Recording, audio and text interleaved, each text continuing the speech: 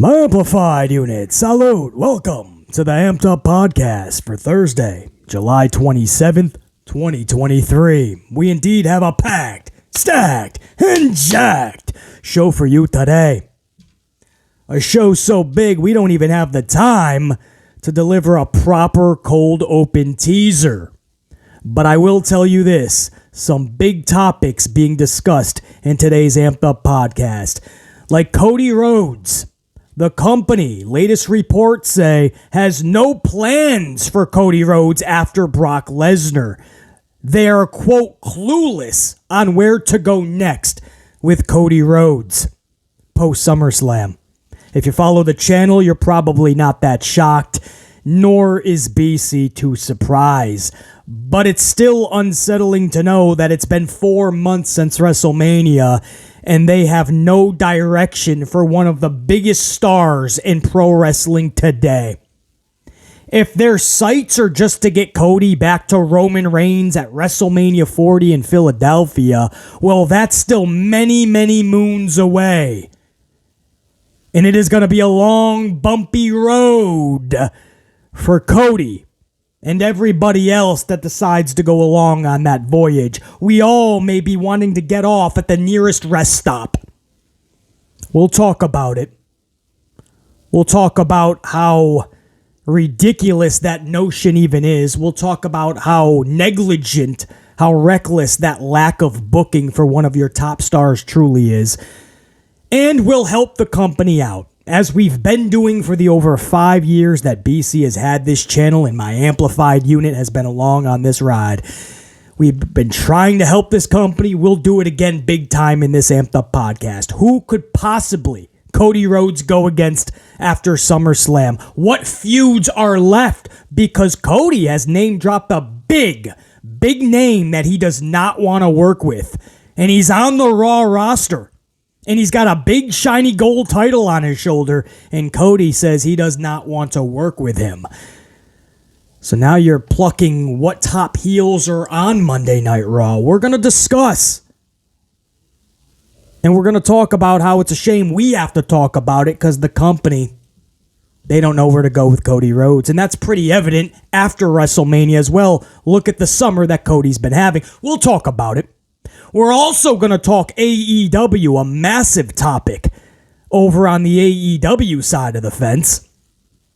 The Tag Team Division. Since AEW started, a lot of people would look at the AEW Tag Division and say it's exponentially better than WWE's Tag Division. And it'd be hard to argue that. I'm not even talking just talent. I'm talking about the division itself. AEW at least put more care. However high or low that care was, it was more care than WWE's Tag Division, which seems non-existent week after week, month after month, for years. But something has happened in AEW recently, and the lazy, lackluster, zero creative input into that Tag Division has a lot of fans, especially AEW diehard fans, saying, "Whoa, hold up! What are we doing?" Well, I'm glad you asked. We're going to talk about it in this podcast, the AEW Tag Division. Is it turmoil? Not yet. It can still be corrected. But it needs to be fixed big time. We're also going to talk smaller stories like LA Knight.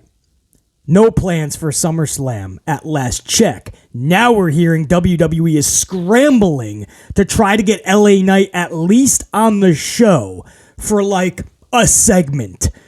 Well, this brings out Grayson Waller. Wait till you hear what Waller says about Knight, and this could set up the segment for LA Knight. I don't like it, and I'll tell you exactly why in this podcast. Kevin Owens is injured. We'll talk about that. A new AEW agent and producer, and he is a current AEW champion. In fact, one of their longest reigning champions in recent memory. We'll talk about who that is and what it means for the company, and so much more. BC's going to crack this coffee, this nice iced Dunkin', my 7th of the morning.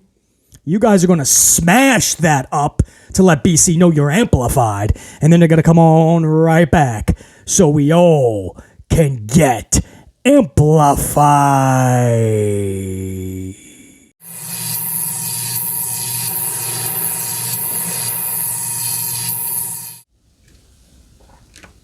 All right, and before we get going, some wrestling birthdays. I want to give a quick shout out to Dolph Ziggler, 43 years old today. The Dolph.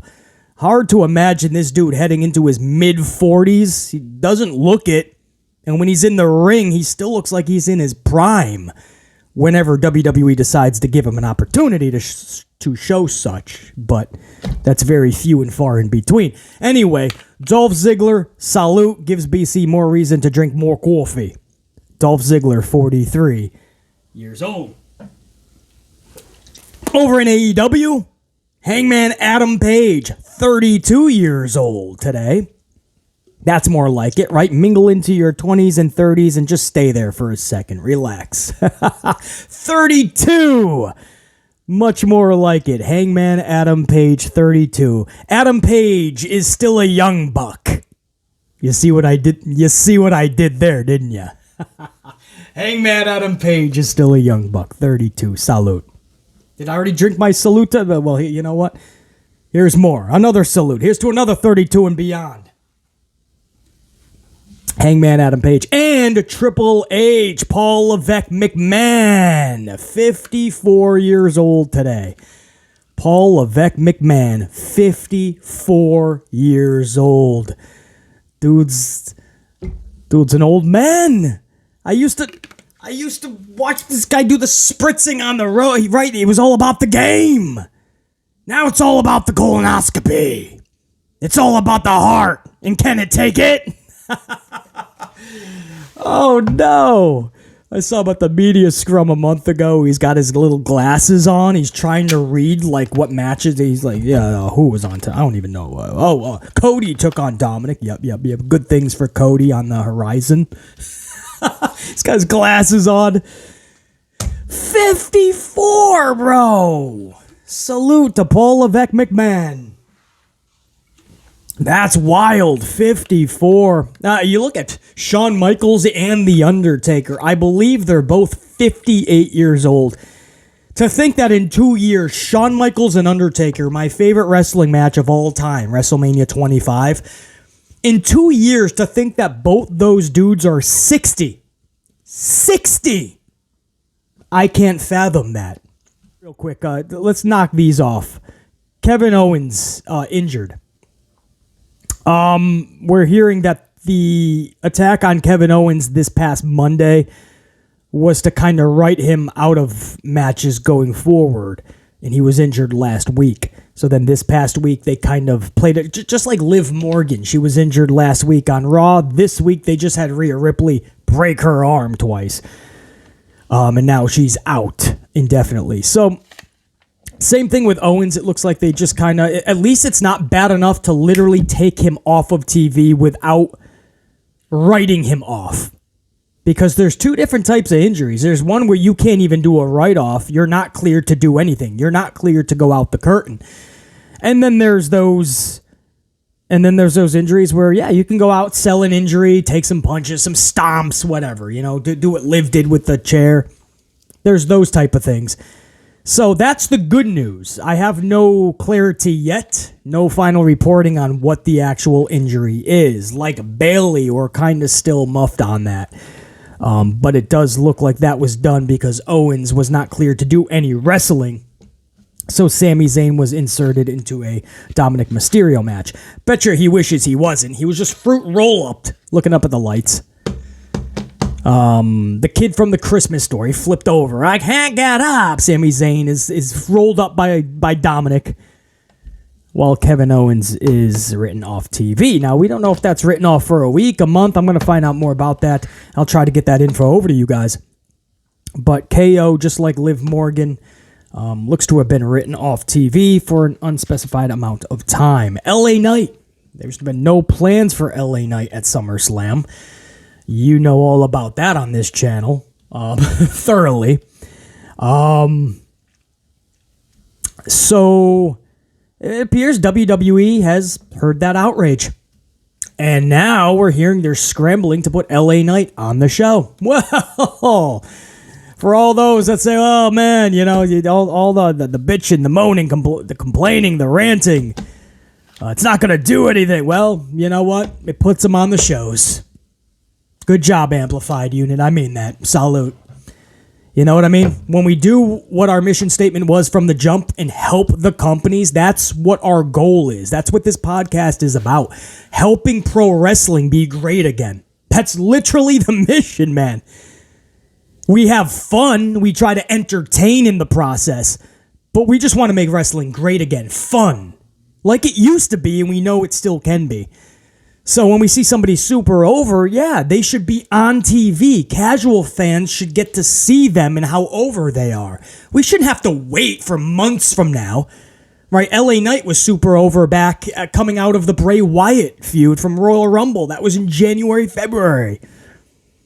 So we're going 7 months now. It's about to be August.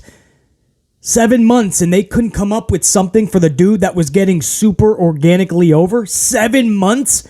And we're still hearing, maybe after SummerSlam, we're going to have big plans. Whoa. The momentum could have been going on the uprise. Instead, you just shut the dude down for 7 months. Literally, they didn't even cool him down. They just shut him down. Kept him off of pay-per-view after pay-per-view. Kept him off big SmackDowns like Madison Square Garden. When they finally put him in a match on SmackDown, it was on FS1 where half the viewership was cut in half. I can keep going on and on. It's one thing if you're going to give a big push later. And we kept hearing that for 7 months. Later, right? After Mania. That's why he's not on Mania, when he was getting the biggest chance for Mania. After Backlash. After Night of Champions. After Money in the Bank. After SummerSlam. But why? After SummerSlam, you're about to go into the holiday months, where ratings, especially with football and you name all these other sports coming back, things are going to greatly affect. We don't use it as an excuse in the ratings, but they're going to affect them.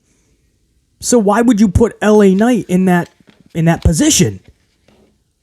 Why not try to help him when the business is hot? WrestleMania, SummerSlam. Why does it have to be going into the holidays? Very odd. It's almost like they're sabotaging him from within, and that's obviously the case. There's no other justification for something like that. So, but we didn't stop voicing out our displeasure, and looks like we did good. It looks like they are going to try to put LA Knight on the show. It's still a shitty consolation prize. He should have a high-profile match at SummerSlam with how over he's been for 7 months. 7 months, one of the most over professional wrestlers. And he's got nothing for the second biggest pay-per-view of the year. The first one, WrestleMania. The second one, now SummerSlam. And we're just hoping that he can get on what? The Grayson Waller effect? Because Grayson Waller put out a post, and it looks like he planted the seeds for something for SummerSlam. Grayson Waller also doesn't have anything for SummerSlam.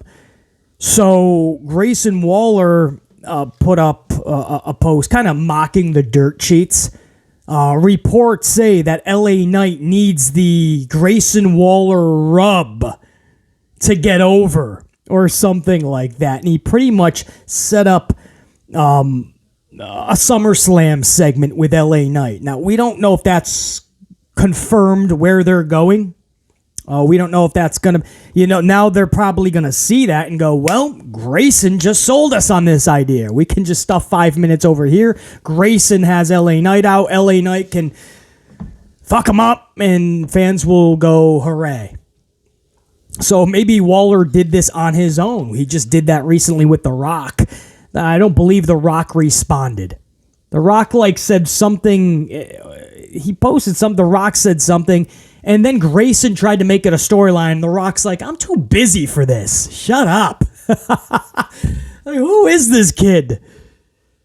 So it looks like it's the same deal thus far with LA Knight. LA Knight is like, I'm not responding. What? What are we doing? That's what I'm showing up to SummerSlam to beat up a dude that everybody else has already beaten up? Santos Escobar is beating him in his second ever match. His first ever match, he also lost Edge. And then everybody just beat him up in between. John Cena, Baron Corbin, you name it. Everybody's beating this dude up.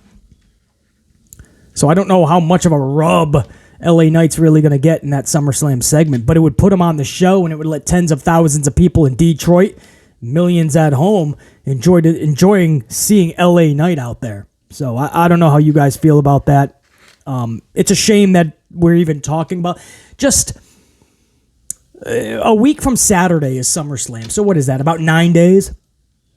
And to think that they have nothing for LA Knight at SummerSlam. WrestleMania was one thing. We were scratching our heads. We were befuddled. Do you guys remember? He was getting the big chants, the SmackDown before. It was in LA, and he never showed up at WrestleMania. And there was 2 nights of WrestleMania. You could have squeezed him in 5 minutes. And here we are months later, SummerSlam. And there's nothing for this dude. And he's even more over. And all we have is, we're hearing there's big plans after SummerSlam. We've been hearing there's big plans. So at least now it sounds like they're scrambling to at least get him on the show. Still a shitty consolation prize. Also, over in AEW, here's another story for you. A new agent producer, and it might shock you. It's not like an old legend or a veteran. It is actually Orange Juice Cassidy. Current champion Orange Juice Cassidy. One of the best reigns, by the way. I think he's at like 27 successful title defenses, something like that. I was going to check it out, but I don't even have the time for that. It's roughly 27. I don't know. They're doing something special with that title. That's what matters. It's really cool to see Tony Khan really invest and keep it going. You know, time after time, it looks like a wrestler's about to go to the next level, and Tony Khan just takes him back. He gives him 2 inches and then takes him back a mile, like VKM would do for years. And with Orange Cassidy, now it looks like, no, we're going to do something special. And he's done this before, Jade Cargill. The problem was a lot of people just didn't think it was a good title reign. The people she was taking on, it was never, a lot of those matches weren't even really seen by the majority of the audience. So it's tainted a little bit, but with Orange Cassidy, it's just a different vibe. So it's cool to see that going. One of the best champions in AEW right now, you could say of all of wrestling, is somehow Orange Cassidy. And he just took on another much bigger backstage role. Agent/producer. Congratulations to him. I didn't know he had a mind for the business, to be honest. And maybe he doesn't. I don't know. We'll find out, in which case they have to make him a wrestler, and that's it. If this is a flop. But they must see or know something backstage that this dude's got a good mind for the business. So congratulations to him. We'll see how it works out. Orange Cassidy. Much bigger role in AEW. Moving on, Gable Stevenson. Gable. I'm still asking myself what a Gable Stevenson is. What is it? Is it Gable Stevenson or Gable Stevenson? I don't even know. What? Amateur wrestler, really good, potential. I get it. And we care why. So we get another good athlete into WWE. Awesome. I'm not even being facetious. I'm not being like sarcastic about that. Awesome. Another good athlete. Salute to that. Now I ask, what's the charisma that he brings? What's the personality? Why do people care? I've yet to see it. I saw the commercial play 87 times this week of Gable talking about, I am taking my talents to, and then they cut to like an NXT logo. It didn't look authentic. Didn't look believable. I'm hoping I'm wrong, but professional wrestling is filled with really great, immaculate athletes, guys. Immaculate athletes. They can do things that you can try training on mom and dad's trampoline at the age of 5, and even at 55, you are not going to do what these wrestlers can do. Most of us, anyway. The moonsault, a simple moonsault, is now looking like a gliding, pristine 747 or a bald eagle soaring through the sky. These moonsaults are getting so finessed. And then they're doing wild 720, 960, 450 frog, hurricanrana, Canadian destroyer splashes from the top of the Empire Staple. They're doing magnificent shit. And I say congratulations, athletes, to the highest of, most amplified of measures and degrees. Cool. Now again I ask, this is professional wrestling. The entertainment, whether you like to admit it or not, the entertainment is amplified in professional wrestling. It's scripted, pre-planned, predetermined, choreographed. Hate to tell you, I'll let you find out about the Santa Claus and the Easter Bunny and the Tooth Fairy. You can find all about if they're real or not on your own. I won't spoil those surprises. But pro wrestling is entertainment. It just is. They're athletes. They do amazing things. I actually love the phrase that VKM coined many, many moons ago when he said it is sports entertainment. I love that. Today, it's a dirty, hyphenated word, right? Especially in AEW, right? We're wrestling their sports entertainment. You're all sports entertainment. It's just what you are. What MJF and Adam Cole are doing right now that you love so much, that's WWE stuff. That's professional wrestling.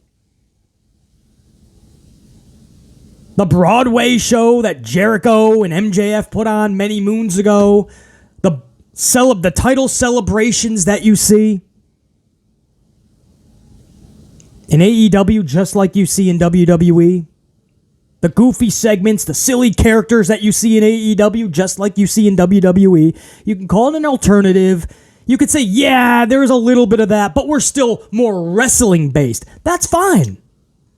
You have more wrestling matches with more sequences and longer amounts of time. No doubt. You can have even better athletes than the amazing athletes WWE already has. You can have all of that. You're still entertainment. And the day you stop being the entertainment, you don't exist as a company. And so many companies beforehand have fallen by the wayside. It's entertainment. So Gable Stevenson can go out there and do belly-to-bellies, power bombs and power slams. Maybe he can fly over the top rope. Maybe he can't. Maybe he thinks he can, but he can't. It's like Top Dollar, right? Michael Cole personally had to tell him, never do that again on my watch. And literally, Top Dollar cannot go over the top rope in front of Michael Cole anymore. Because he made Michael Cole look like an idiot. He's like, Top Dollar's gonna fly! And Top Dollar could not fly. Didn't even come close. Sadly, he's done that move many times before and cleared it perfectly. That one time, live TV, didn't work. My point is, he could do all these things. That's great. When he gets on that microphone, then what? Are you able to tell the story? A story. Can you tell it for a week, a month, 3 months? Is there reason to invest other than he is a collegiate, phenomenal amateur wrestler? He's Gable Stevenson. Never heard of him. Saw him speak a few times on NXT. Not that impressed. So, let's hope for the best. I wish him the best. We'll give him chance after chance. We'll support him because we want the best for him and the company. But this new thing about just recruiting all of the NIL program is good for this. They bring in all these actual athletes, all these gymnasts. You guys don't understand. There's a bigger conversation to be had. We just don't have the time. Right now, anyway. But there's a bigger conversation. What they're doing, WWE, is they're bringing in all of these athletes. All these gymnasts. You would be shocked. The females, they're almost all gymnasts that are coming in. They're trying to get the ex-football players. They're trying to get the NBA or would-be NBA players. They're trying to get them before they make that commitment. Come over to NXT. Come over to developmental. Come over to the NIL program. Athletes, athletes, athletes. That's not why most of us fell in love with pro wrestling. It was the personalities. In fact, most of the people that we loved growing up, they weren't the best athletes. Where there was Ultimate Warrior or Hulk Hogan. Sorry, Steve Austin, but even Stone Cold. You're not going to see him take on Michael Jordan one-on-one. Or go and catch a pass from Aaron Rodgers. Or match up with Tiger Woods on the greens. He wasn't going to be out there with Serena Williams. Not saying that there's not athleticism in them. Not really athletes. Taker probably could have been. Mark Calloway. But the point is, no, it's the personalities. The larger-than-life aspect to them. You know, we're in this weird thing where we're just, 2023, we want to treat it more like a sport. Okay, but there's one problem with that. It's not. It's not. It's still entertainment. And what happens when you no longer have entertainers entertaining you? Well, you're stuck there with wrestling matches. But we'll get more time on the matches, BC. 10-minute matches will now be 18 minutes, BC. The sequences will be much more faster paced. We don't have to sell anymore, so nobody will get bored, BC. No, I want the selling. I want to believe in the match. I want to suspend the disbelief. In my point of view, it's suspending reality and entering the wacky world of pro wrestling and enjoy the wrestling match. So if somebody just got a power bomb, a super kick, a pedigree, and a Canadian destroyer, they might want to sell it for the next at least 90 seconds instead of kicking out at 2 and being on offense in 12 seconds.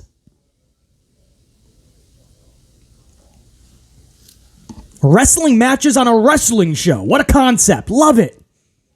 You know what I love even more? After watching a 3-hour show, feeling like I was entertained throughout at least most of it, if not all. Can you really say that after Raw every Monday night, that you were thoroughly entertained? After even a SmackDown or a Dynamite, can you say that what you just witnessed after that 2 hours, you're going to remember going forward a year from now, 10 years from now, 20 years from now? Because there's wrestling shows back in the day, especially the Attitude Era, but even the 80s, late 80s into the 90s, when wrestling was a different type of hot. It was not the Attitude Era, Monday Night Wars hot, but it was still hot in another way. I remember all those shows, almost all of them.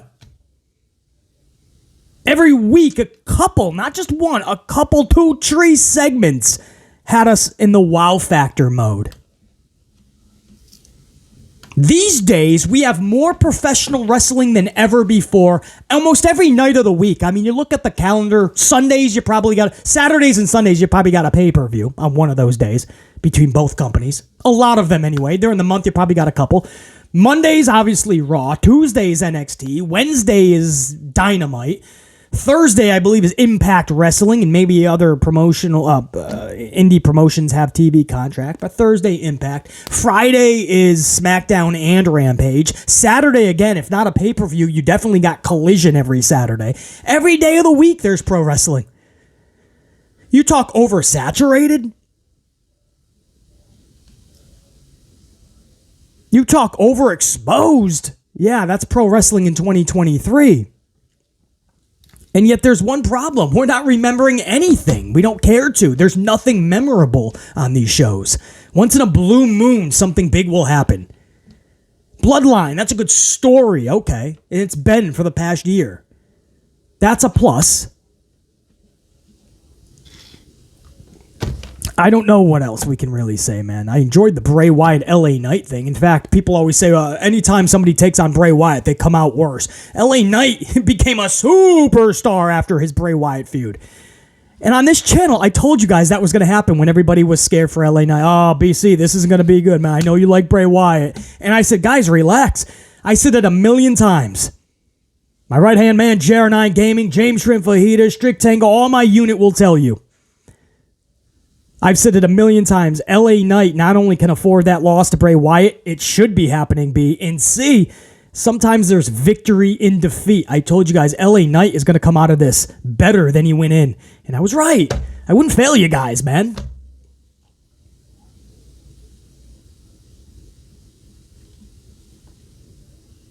So, in terms of memorable moments, there's more wrestling than ever before, and I feel like there's less moments than ever before. There's less meaning than ever before. There's less reason to care than ever before. More wrestling than ever before, and they're more careless than ever before. They're more lazy than ever before. And I want to use that to go into my next topic, if you don't mind. But that's the Gable Stevenson talk. Okay, he's on Tuesday night, he said, I made my decision. I'm not going back to, I don't even know where he was going. College?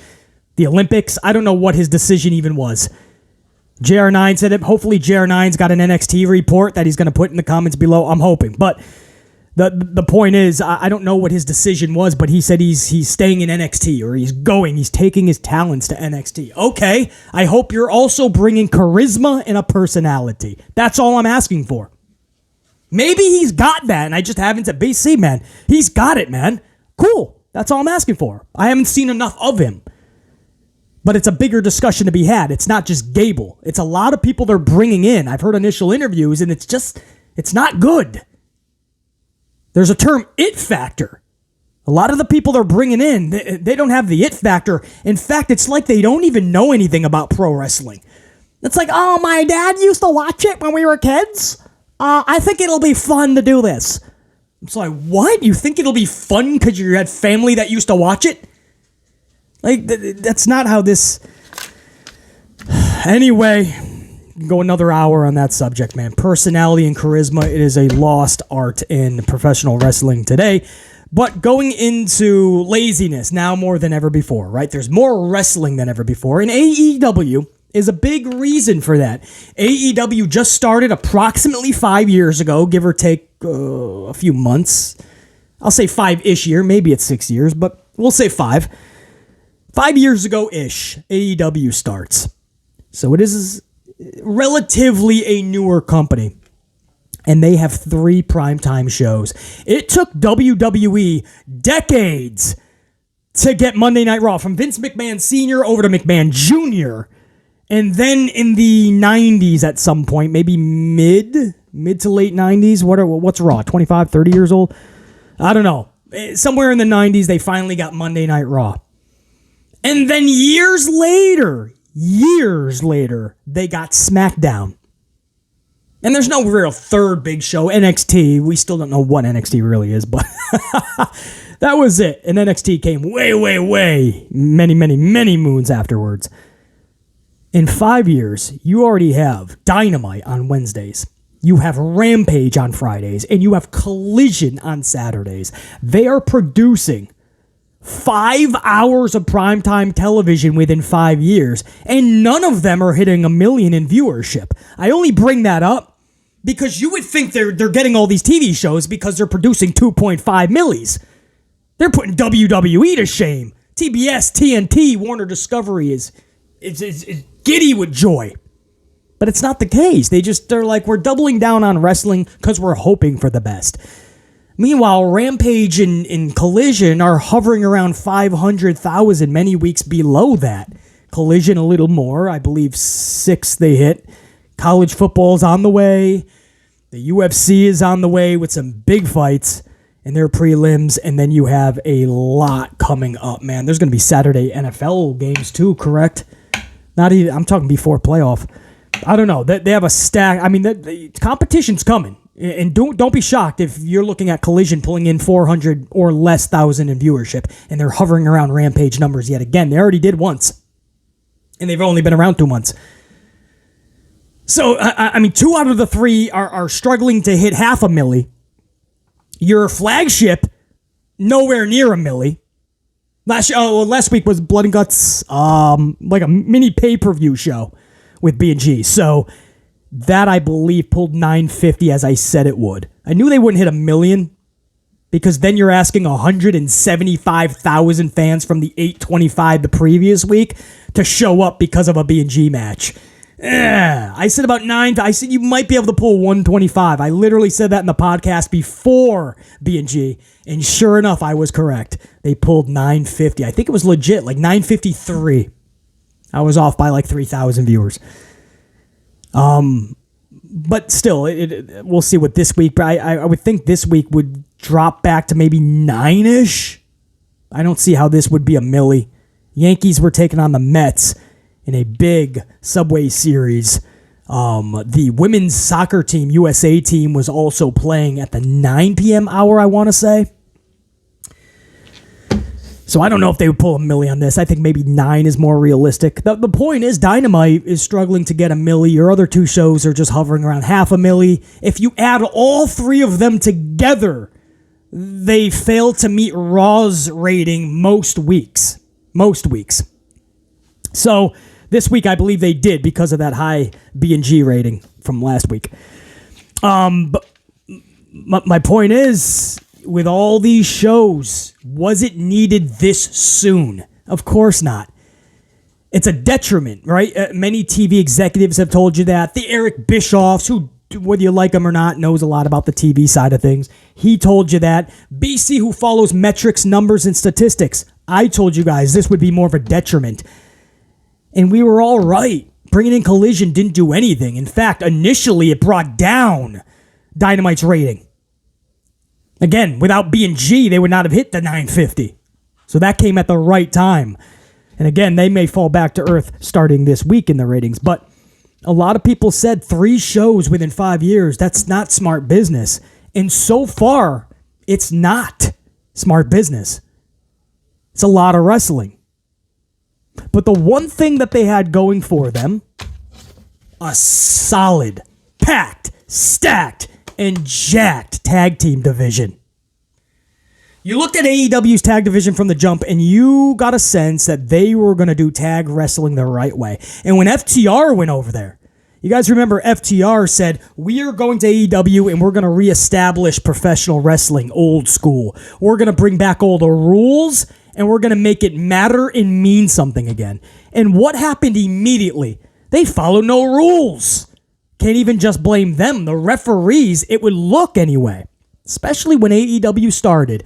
It looked like the referees didn't have a clue what the rules even were. To this day, the AEW refs usually look like fools. But they're in there. They're in the corner. They're just doing a bunch of Macarena. You don't even know what they're saying. I don't even know if they're actually saying anything. It's like background actors. They're just mouthing a lot of stuff, and they're over there doing the Macarena. And nobody's listening to them. Nobody's following the rules. Nobody's getting out of the ring. You know the white string, the white rope that hangs on the corners, and every tag team partner that's not the legal man is supposed to hold that white rope? They would never hold it. A lot of matches, I never even saw the rope. Little things like that, guys. Every tag team match turned into a tornado tag match. Referee didn't care. Wrestlers didn't care. Entire matches would end up being tornado tags. My point is, after not too long, it was evident that no, this is the same type of tag wrestling, if not even worse than what we've seen in WWE. But they still had a chance. They had the right teams, really good teams. And the focus was still on them. Even at odd times when the titles were on a dinosaur, Luchasaurus, and a boy from the jungle. And they had that long title run. A lot of people are like, with all these tag teams, is that really where the title should be? You still got a sense that AEW's tag division was just better than WWE's. I'm not even talking talent, just the division. Because WWE's, as AEW's was at least all over the place, WWE's was non-existent even till this day. And you got good tag teams. The Usos, the Profits, the Academy, War Machine, the Vikings, and so many others. Really good tag teams when the New Day comes back, but they've gotten stale too. That's what happens when you've been there for that many years, you haven't changed things up, and there's no division to compete in, you get stale pretty quick. But it's a non-existent division, so you would still look at AEW and say they are much more inclined to be something special way before the other guys. However, it's taken a turn for the worse in recent months. Recently, they do this blind eliminator tag tournament, right? And MJF and Adam Page win that. Okay, you can progress a story with them.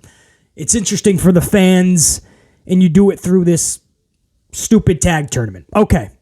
No harm, no foul. AEW and a tag team division having a tournament to come up with number one contenders. No, it doesn't sit well with a lot of people, but no harm, no foul. Let's just get it done with. Something fun came out of it, MJF and Adam Cole. Okay, let's move on. But what do they do? And I'm saying right before, because they haven't even gotten their title match yet. I believe that's Collision this Saturday. MJF and Adam Cole will go for those tag titles. They've already announced a tag team battle royal for the next, not the upcoming number one contenders, the next, like the second number one contenders, I guess you would say, right? Because that match with Adam Cole and MJF has not even happened yet. That's Saturday. They're going for the tag titles. They've already announced, AEW, that this Friday there's going to be a tag team battle royal. The winners will then become they're the number two contenders for whoever the champions are coming out of Saturday. So right off the heels of a tag team tournament, it doesn't get more lazy than that. Let's throw everybody on TV. Let's utilize everybody, have this tournament, and that's how we'll come up with the number one contenders. And immediately when it is over, not even over, by the way, we haven't done the finals yet, let's put all the same teams in one big battle royal match. And whoever wins that, they'll be the tag team going for the titles. What does a battle royal have to do with tag teams? Okay, the tournament is one thing. A tag team tournament, it's to do with tag team. It's a tag team tournament. Okay, it's still lazy, just like a singles tournament. You're not putting any care and effort into a feud. You're just putting a bunch of dudes into a tournament. A 10-year-old with a crayon and a postie can do a whole tournament that will last 8 weeks. They can write that in 7 minutes. You just jot down a bunch of names, you pick the winners, you do a bracket, and boom, 7 minutes, you have 2 months of television. It's lazy. It's scripted, right? It's not like we're really trying to find out who the best tag team in the world is or who the real king of the ring is, right? That's why tournaments in pro wrestling have to be used few and far in between so they keep their prestige and stay special.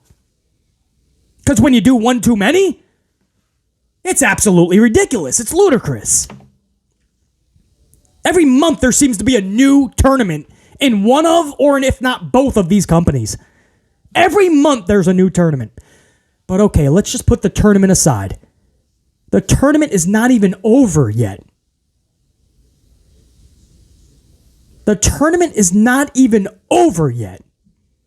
And they're announcing a battle royal now for the number one contenders.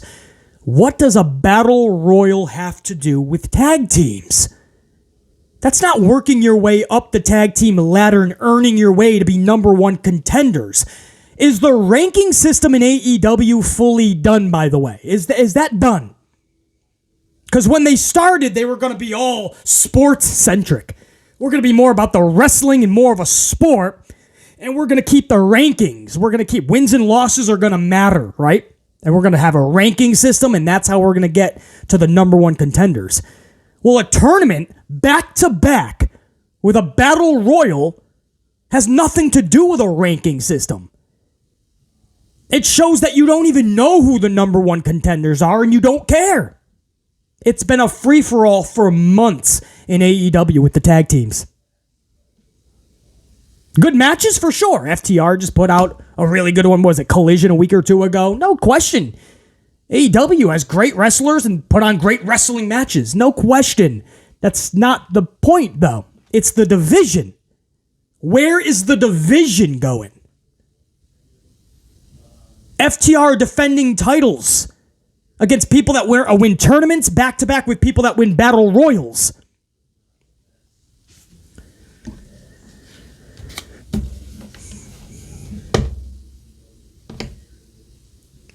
There's a lot of wrestling fans that just want proper storytelling to take place within the number one contendership. And what I mean by that is back in the day, and it's something that still should be happening today, what you should be doing is who's next in line, right? And it doesn't even have to be a ranking system. Back in the day, we didn't really have that with wins and losses and a ranking system. You just knew by watching the product. I'm talking old school WWE, for the most part anyway. You just knew who was next in line, right? They were booked badass. They were taking out the champ. There was that friction turned into a feud. It was fun for everybody, and you knew at the pay-per-view, oh, that's going to be an awesome battle. Where is that, man? There's none of those feuds that are igniting that anybody cares about. In fact, the companies aren't even putting in proper time to start the feud. They're just going, you know what? We have a bunch of tag teams. Put them in a tournament. Tournament's not even over yet. You know what? Let's put all the losers, let's put them into a battle royal now. None of this has anything to do with a tag team division. So it's a discussion that had to be had. When I heard about this battle royal, I knew we had to talk about this because it's been something that a lot of fans have been discussing anyway, before the battle royal announcement. So I thought this was a good time to finally say, hold up, man. This isn't one of those things where... let's just say I hope this isn't one of those things where it becomes the new normal in AEW, and they just do tournaments and battle royals and all these weird schmazes, number one contender, fatal four-ways. I hope they don't do this too often as an easy way out, because they just don't have time to set up a proper feud with a proper contender. But to each their own, man. It's TK's company. It's just... I don't know what the tag division in AEW could and should be much better than it is. And it's going to take more than just good matches with FTR. There has to be a division and there has to be some order, some semblance to it. FTR even admitted that and said they were going to bring that type of change. We just haven't seen it yet. Moving on, let's go over to, where are we going to go?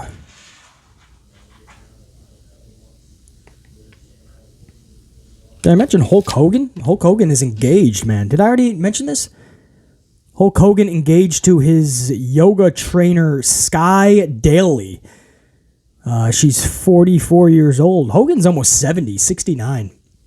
Hulk Hogan is engaged to his yoga trainer, Sky Daly. That must be some type of yoga he's in, man. Goes to yoga, comes out with a trainer. 44 years old. Dude, 69, man. 25-year day, man. I mean, as long as she's a 44, she's a grown adult, So at that point, you can easily say, does age really matter? As long as she's in love, that's all that matters. There's I just don't know what they would have in common. Right? Unless she's a big Hulk Hogan fan. I love Hulk Hogan! And Hogan's like, let me drop the leg drop on you, babe. Congratulations, Hulk Hogan. I might have brought that up during the birthdays. I'm not sure, but I just saw it written down twice, so maybe I wrote it down too. But I did want to touch up on that. Hulk Hogan engaged. So as he turns 70, he might be done in the ring, but he's not done in the bedroom, Jack. Yeah, dig it? Salute to Hulk Hogan. Engaged to 44-year-old yoga trainer, Sky Daly. Had to get a swig there, because this is one of those befuddling topics. It's going to take a minute. We do have to discuss it. The Cody Rhodes situation in WWE. The company latest reports say has no clue where to take Cody Rhodes after SummerSlam. They have no idea what to do next with one of the biggest wrestlers in the company. Star power wise, not actual size. If you follow along the channel on a continuous basis, you shouldn't be shocked. But if you just follow professional wrestling, you're not shocked by this news. It's still sad to hear it, Because 4 months removed from WrestleMania, you would hope they have a very long-term plan for Cody Rhodes that is going to help him go to the next level each week, each month as we get closer to 40.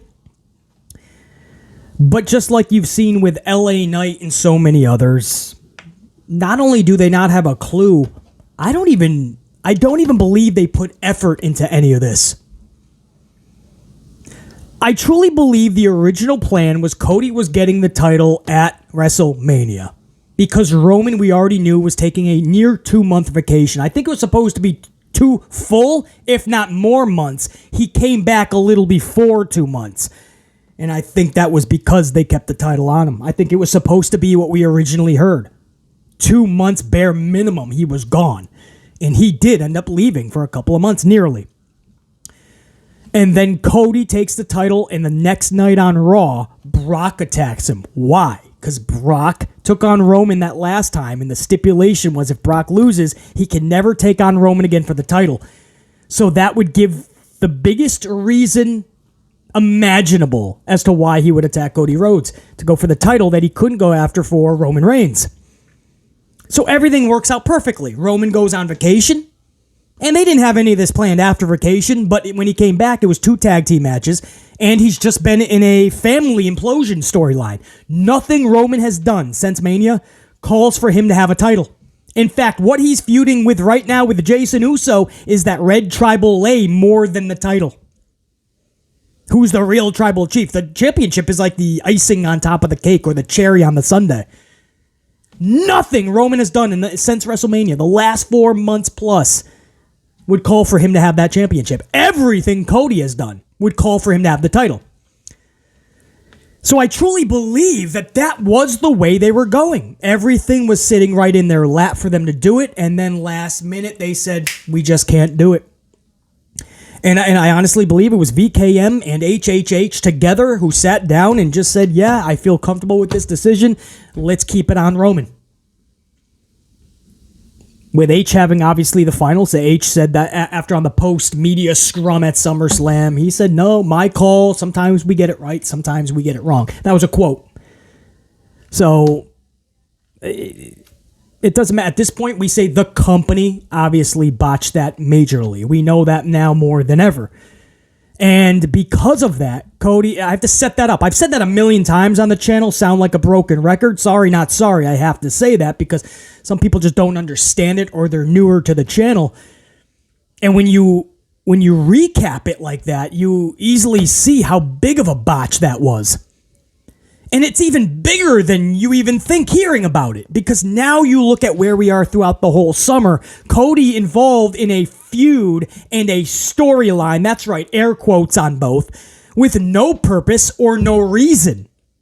A lot of the wrestling world could not get behind this 3-month plus. 4 now is April, May, June, July, about to go into August 5th for SummerSlam. It's about to go into the 5th month of Brock and Cody. And a big portion of the fan base cannot get behind it. On paper, we should be behind it. If it had a reason and a purpose for the story, we would have been behind it. But because it never did from the jump, we never cared from the jump. And Brock shows up once a month, tops. So poor Cody has to go out there every week and say words that he just says over and over, and it's redundancy. And he's an epic storyteller, by the way. But not even Cody Rhodes can feel important when he's selling the same candy bar every single day at the shop. He's got no other variety. He doesn't even have any other candy bars in the supply chain. It's that one candy bar and nobody wants to buy it. We like the store. We like the cashier. He's a cool dude. We don't want the candy bar you're selling, man. At this point, it's like you're trying too hard, and it's off-putting. And he's out there every week, and he just has a different thing. This week, it was his mom. He's got to win at SummerSlam because his mom is upset because he got hit with a chair. And before that, he was upset because Brock disrespected him and broke his arm. But he's broken your arm every time he comes back. He's got his arm broke 72 times. Every time Brock comes back, he's in the Kimura and he's getting his arm broke. And then the next week, Cody's out there smiling again. Like he's got everything figured out, and he's telling you a nice story again as to why you should buy the candy bar. And in the process, as long as you got your wallet out, buy the Peacock subscription service for SummerSlam to watch me and Brock. But nobody's going to buy what you're selling if it's the same candy bar every time we walk into that store. You're going to have variety at some point. You got to have variety, and it's this whole summer has just been Cody saying the same thing over and over. I have to beat Brock Lesnar at Backlash. I have to beat Brock Lesnar at Night of Champions. I have to beat Brock Lesnar at SummerSlam. Every week, and every 3 to 4 weeks, Brock comes back, breaks his arm. So, point is, here we are, the whole summer. This is what they've had planned after Cody lost to Roman Reigns, did not win the championship. We have a summer-long supposed feud and storyline with no plot or purpose to the storyline. The engine doesn't have a motor, the body doesn't have a heart, the story doesn't have reason. There's no purpose. They just had this thing planned out with Brock. It was supposed to be for the championship. They pulled back on it. They called an audible, kept it on Roman. They decided to keep the Brock Lesnar feud. And here we are. And now SummerSlam is next Saturday, 9 days away. Now what do you do? What do you do after SummerSlam, right? Well, here, enter the newest report that WWE doesn't have a clue what to do with Cody Rhodes after SummerSlam. How sad is that? And Cody Rhodes doesn't help matters when he recently just said in an interview he does not want to work with Seth Rollins in the future. He does not want to wrestle Seth Rollins in the future. Your current world champion, you know, the one that they just created a belt out of thin air. They just created a championship because they know they botched with the Roman WrestleMania deal with Cody. So they had to create a new championship. The problem is Sethington and Cody just don't get along. They don't brawl every time they pass each other. They're cordial. They're mature adults. They're not toddlers. But they just rather not work together anymore. So he says, I don't want to wrestle Seth Rollins in the future. Well, that's an issue because Sethington Rollins is your current world champion. So then it sets up who could he possibly work with in the future? That's a top heel. Who does Raw have? You say maybe Balor wins the title, BC at SummerSlam. Or maybe Balor wins it and then Damian cashes in. Or Sethington beats Balor, but Damian cashes in. Maybe a Judgment Day feud with Cody, BC. But we've already seen every one of those matches, guys. And a lot of the fans are not going to forget that and need to see a 3-month feud with either one. Cody versus Balor, April 24th, Monday Night Raw. Just a few months ago. We don't forget Balor versus Cody. Dominic Mysterio versus Cody Rhodes. That was right at Money in the Bank last month. Dominic Mysterio, Cody Rhodes, the little Judgment Day feud heading into Money in the Bank. We already saw that match. So you say Damian Priest. Well, Cody versus Damian was just last month, June, what do you want to say? June 26th, maybe? But it was last month, is the point. Just last month, Cody Rhodes versus Damian Priest, Monday Night Raw. So within the last several months, we've seen Cody Rhodes versus all of Judgment Day. We've seen them lock up in 6-man tag action, and one-on-one each 3.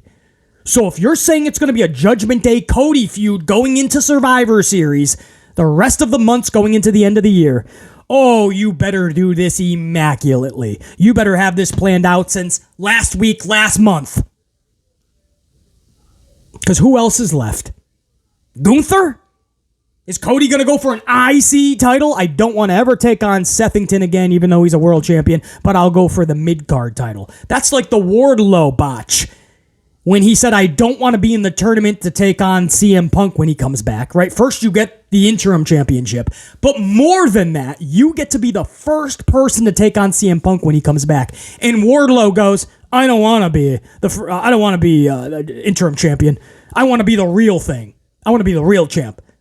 Did you not hear Tony Schiavone? You get to be the number one person when he comes back. But in the meantime, you're the top of the company with the interim title. And he says, no, I'd rather go for the mid-card TBS or TNT championship. And fans were like, wait, whoa, it doesn't make sense.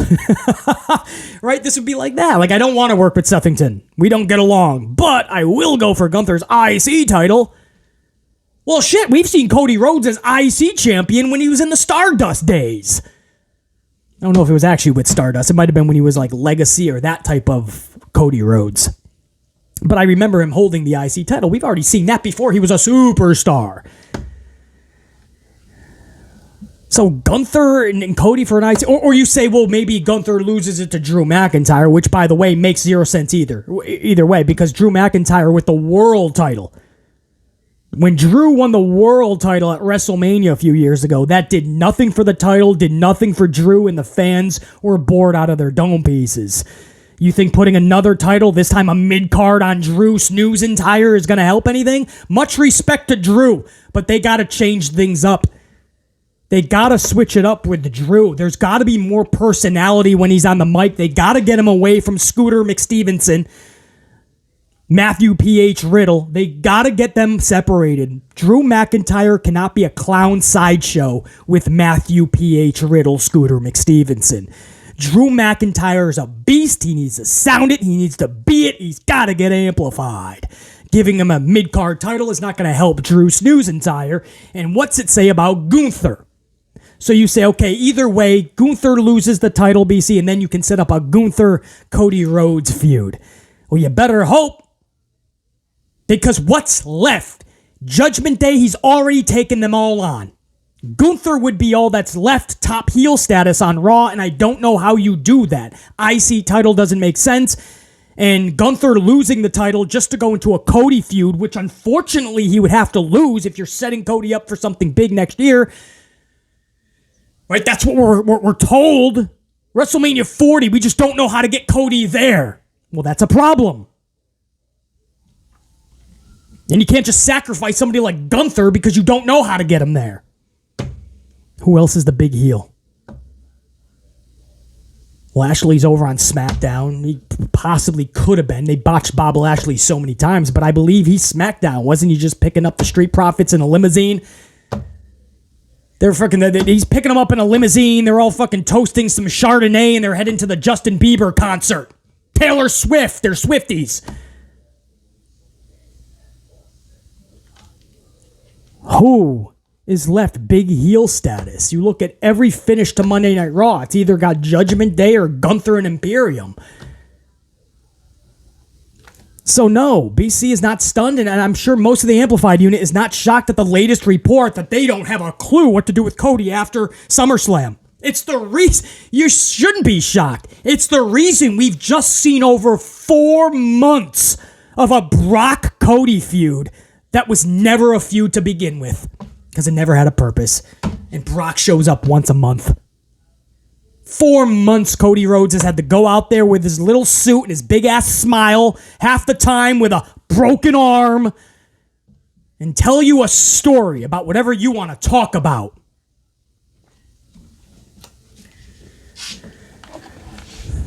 Those are the scenarios. Judgment Day's already done. Gunther makes no sense. What do you guys got? What do you guys got? If you made it this far into the I don't know. I don't know where else you would go with Cody Rhodes. It sucks that they're even in that predicament. A little bit of care, you could have handled this a lot better. Judgment Day could have been a good feud for Cody going forward if you didn't blow your load all in a month, because that's what they did. Balor, Dominic, and Damian. Within nearly a month's time frame, Cody Rhodes was taking them all on. 6-man, tag teams, and one-on-one, all of them. Was that necessary? Did they not plan ahead? clearly from latest reports, they did not.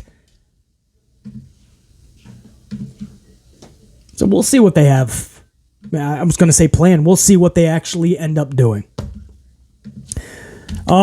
Big shout out to all of my, I was about to, and I still will give a massive shout out to all of my Gold Team, my channel members, but I gotta at least mention this, man. If you guys caught Dynamite, I wasn't able to catch the whole show, but I saw this floating around, this big sign that was actually put on TV last night. In the crowd, a fan holding up a sign that said, "Book the women's division better." And I think this was right after the Britt Baker Valkyrie match. Like, either during or right after that match, that Baker match. And the fan holds up, "Book the women's division better." And man, a lot of people talking about this. Like, how could they botch and actually put that on TV? And then it led to, well, no lies detected. I mean, you look at these Dynamites, they usually only have one female match, usually toward the end of the show, just like the WWE model used to do. You guys remember when VKM was controlling the full shows, you'd have that one show toward the end, right before the main event, the good bathroom break to set up the finale, right? Tony Khan kind of does the same thing, and I can't just blame him. It's a vicious cycle. Right, the ratings show you that for some reason, especially in the States, fans don't care as much about women's wrestling. It's sad. Because today, 2023, the women's wrestling is on a whole nother planet from what it used to be. You know, did we have some larger-than-life characters back in the day I wish we had today? Yeah, like Sensational Sherry, Luna Vachon, even Bull Nakano, Alundra Blaze. No question. But, I mean, the wrestlers today, what they can do, if given the time on the mic without being heavily scripted, they could show you something special as well. Man, there's so much special talent in the women's realm of pro wrestling in 2023, but they're still in the same spots. And it's a vicious cycle because they keep getting put in those spots because the ratings don't show that they can be on other segments or in other segments or multiple segments. So Tony Khan plays it safe, stuffs them there. Well, by doing that, you get the same results every week. So he doesn't want to budge. Nobody's really getting invested into the women's wrestling because it's still in the same spot with no investment being put into it. And it's a vicious cycle. And there's been times where Tony Khan tried to budge for the betterment of the division, and he put a couple of segments on, and the ratings showed you it didn't work. So then Tony Khan panicked and put him right back into the death spot toward the end of the show. It's a vicious cycle, man. It sucks. You know, there's got to be more ways to put the spotlight on women's wrestling, but for some reason, especially here in the States, fans just don't gravitate toward it. So Tony Khan, I truly don't believe it's that he doesn't want to.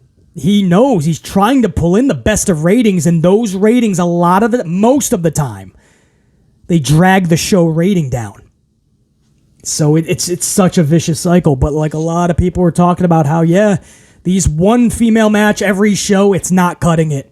Lack of storytelling that's really collecting or captivating the majority of the audience, it's not there. There's all these little weird storylines, right? So Saraya and Toni Storm are spray painting. Or Saraya, this is when Toni Storm was getting her ass spray painted by Saraya. Who was it? Ruby Riott? Or Ruby was it? Yeah, you get it, man. Where's the real storylines that everybody is really sinking their teeth into and talking about the next day? The women really don't have that. And they haven't. So that's another discussion. I wish it was one of our main discussions today, then I can give it more time. But we're already at the end of this podcast. But Lance Storm is funny. Lance Storm he took that picture and above captioned, "Watch Impact, #Knockouts Division." So Lance Storm is saying, hey, you want a better booked women's division? Watch Impact. And there's no lies detected. I think we all can unanimously say, or for the most part anyway, even if you don't watch Impact, from top to bottom, their women's division is probably the best as far as how they're utilized. NXT was going real good for a while. JR9 Gaming recently telling BC that it's not that way anymore. It's kind of off the rails, especially with the influx of WWE main roster talent. They're getting less time. Some of the talents aren't even getting on TV. So it looks to be Impact Wrestling. And you look at who they had over the just last several years, man. From Gail Kim running the ship with Mickie James to the Jordan Graces and the Deonna Purrazzo. You add in a Trinity Fatu Naomi? Damn! That division's stacked, and it's been for years. Women's wrestling and the booking of it, it's one of the biggest issues in pro wrestling, and it's been that way for years. I wish there was an easy answer, guys. There's not. Back what I was originally going to say, approximately 5 minutes ago-ish, is a big shout-out to every single one of my Amplified Unit channel members. To my whole Red team, first of all. Every single unit member. Whether you're a channel member or not, much love and respect to you. Thank you for smashing that up, showing the love to the algo and the channel. Hopefully you guys were entertained through this podcast and all past and future podcasts. That's always a goal of mine, try to entertain you while dropping a lot of facts and knowledge. But just talking about something that we love, professional wrestling, trying to make it better, you know? Trying is the operative word. So hopefully I entertained you guys at least for a portion of your day, and hopefully you guys rock out, stay amplified. Until next time, and there will be a next time. Top guy, I'm out. BC saying check you. More content this week, obviously. Got SmackDown's review a week before SummerSlam. Some of this might be audio format only. A lot of traveling to do, some business to catch up on yet again, as always. But regardless, you guys will get amped up podcasts coming up. So still a lot more this week. All right, top guy, I'm out. BC saying check you. Peace.